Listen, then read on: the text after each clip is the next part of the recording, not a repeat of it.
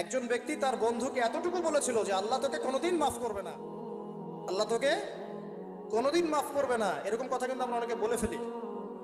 আল্লাহ পাক মৌতের পরে এই দুই ব্যক্তিকেই ডাকবেন, কিয়ামতের মাঠে ডাকবেন। এটা বারজাকে হয়েছে। বলবেন, আমার রহমত নিয়ে কথা বলার ইখতিয়ার তোমাকে কে দিয়েছে? আমি কাকে মাফ করব কাকে করব না, এই কথা বলার ইখতিয়ার তোমাকে কে দিয়েছে? আজকে আমি তাকে মাফ করে দিলাম, তোমাকে জাহান্নামে দিয়ে দিলাম, যাও।